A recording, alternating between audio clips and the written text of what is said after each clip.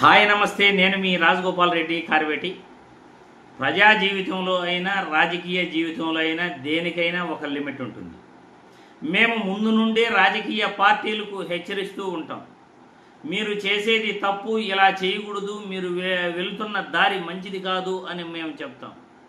అదేవిధంగా చాలాసార్లు అధికార పార్టీకి కూడా రెడ్ బుక్ రాజ్యాంగం పేరుతో మీరు వైసీపీ కార్యకర్తలపై, వైసీపీ నాయకులపై చేస్తున్న దాడులు తప్పు, పరిపాలనపై దృష్టి పెట్టండి, ప్రజల మన్నలను పొందండి, అలా కాకుండా మీరు వ్యక్తిగత కక్షలకు వెళుతూ ఉంటే ఇంట్లో బంధించి పిల్లిని కొట్టినా కానీ అది పులిలా తిరగబడుతుంది. ఈరోజు వైసీపీ కార్యకర్తలు కూడా ఈ రెడ్ బుక్ రాజ్యాంగాన్ని చూసి చూసి చూసి విసుగుపోయారు. వాళ్ళు తిరగబడే పరిస్థితికి వచ్చింది. రేపేం చేస్తారో కూడా ఎవరికి తెలీదు.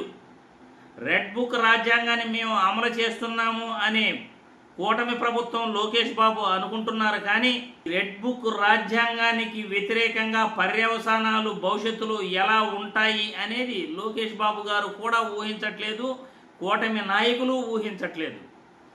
ఈరోజు రాప్తాడులో పరిటాల కుటుంబీకుల చేత తమ వైసీపీ కార్యకర్త లింగమయ్య చనిపోయాడు అని వైఎస్ జగన్మోహన్ రెడ్డి నేరుగా రాప్తాడు వెళ్ళి లింగమయ్య గారి కుటుంబాన్ని పరామర్శించడం జరిగింది. అక్కడ ఆయన మాట్లాడుతూ వైసీపీ నాయకులపై, వైసీపీ కార్యకర్తలపై ఏ విధంగా దాడులు జరుగుతున్నాయో ప్రతి ఒక్కటి కూడా మేము గుర్తుపెట్టుకుంటాము. వంశీ గారిని అన్యాయంగా ఎలా జైల్లో బంధించారో దాన్ని గుర్తుపెట్టుకుంటాం. పిన్నెల్లి రామకృష్ణారెడ్డి గారిని ఏ విధంగా అరెస్టులు చేశారో అది కూడా మర్చిపోము. నందిగాం సురేష్ గారిని అన్యాయంగా నెల రోజులు ఎలా జైల్లో పెట్టారో ఆ విషయం కూడా నాకు గుర్తుంది. మేము అధికారంలోకి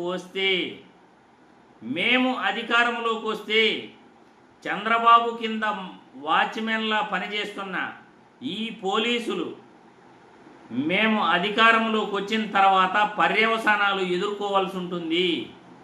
మీ బట్టలు ఊడదీస్తాం, మిమ్మల్ని కోర్టులో నిలబెడతాం, మీకు శిక్షలు విధిస్తాం, మీ ఉద్యోగాలను ఓడగొడతాం అని YS Jaganmohan Reddy mass warning AP పోలీసులకు ఇవ్వటం జరిగింది. ఆయన అంటున్న ధోరణి ఏమంటే, పోలీసులు తమ విధి నిర్వహణను కొంతమంది, అందరూ కాదు, జగన్మోహన్ రెడ్డి అనింది అందరినీ కాదు, ఎవరైతే చంద్రబాబు మాటలు విని ప్రభుత్వ కనుసన్నలలో తమ విధులను అతిక్రమించి పనిచేస్తున్నారో, వైసీపీ కార్యకర్తలపై అన్యాయంగా కేసులు పెడుతున్నారు, అటువంటి పోలీసు అధికారులను మేము వాళ్ళపైన కేసులు పెడతాం, కోర్టుల ముందు నిలబెడతాం అని ఆయన అన్నారు. బట్టలు ఊడదీస్తాం అంటే దానికి వేరే మీనింగ్ మీరు తీసుకోవాల్సిన అవసరం లేదు. బట్టలు ఊడదీస్తామంటే వాళ్ళు వేసుకున్న యూనిఫామ్ని మేము తీపిస్తాము అని అర్థం, కడప భాషలో ఆ అర్థం వస్తుంది. వైఎస్ జగన్మోహన్ రెడ్డి ఏపీ పోలీసులపై మాస్ వార్నింగ్ ఇవ్వటం జరిగింది. ఆయన ఏమన్నాడో కూడా ఒక్కసారి మీరు ఈ వీడియోలో చూడండి. Please watch the video. పోలీసులు ఎవరైతే చంద్రబాబు నాయుడు గారిని మెప్పు కోసం, ఎవరైతే పోలీసులు చంద్రబాబు నాయుడు గారి మెప్పు కోసం ఎవరైతే వాళ్ళ టోపీ మీద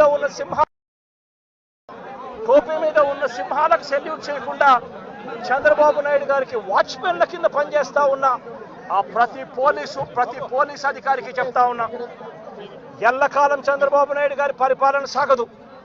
చంద్రబాబు నాయుడు గారి పరిపాలన త్వరలోనే వస్తుంది. ప్రతి పోలీస్ అధికారికి కూడా చెప్తా ఉన్నా, మీ బట్టలు ఊడదీస్తామని చెప్పి ప్రతి పోలీస్ అధికారికి చెప్తా ఉన్నా, మీ యూనిఫామ్ తీస్తాం, చట్టం మిమ్మల్ని నిలబెడతాం, దోషులుగా మిమ్మల్ని నిలబెట్టి మీ యూనిఫామ్ తీయించి మీకు ఉద్యోగాలు లేకుండా చేస్తామని కూడా ఈ సందర్భంగా ఇప్పటికైనా చెప్తా ఉన్నా, ప్రతి పోలీస్ అధికారిలో కూడా మార్పు తెచ్చుకోండి. ఎల్లకాలం ఇదే పరిపాలన సాగదు.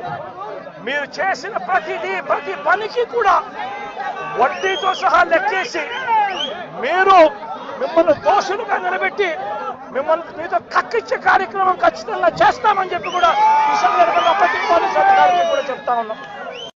చూశారుగా, అందుకే ఇటువంటి కక్ష సాధింపు చర్యలు భవిష్యత్తులో ఎలాంటి పరిణామాలకు దారితీస్తుందో ఇవి మంచిది కాదు అని మాలాంటి వాళ్ళు చెప్తుంటాం. రాజకీయ పార్టీలు మాలాంటి వాళ్ళు చెప్పే మాటలను పరిగణలోకి తీసుకోవాలి. ఎందుకంటే మాకు అందరూ సమానమే. ప్రతి రాజకీయ పార్టీ, ప్రతి రాజకీయ నాయకుడు, ప్రతి ఒక్కరిని కూడా మేము ప్రజలకు సేవ చేయమంటాం.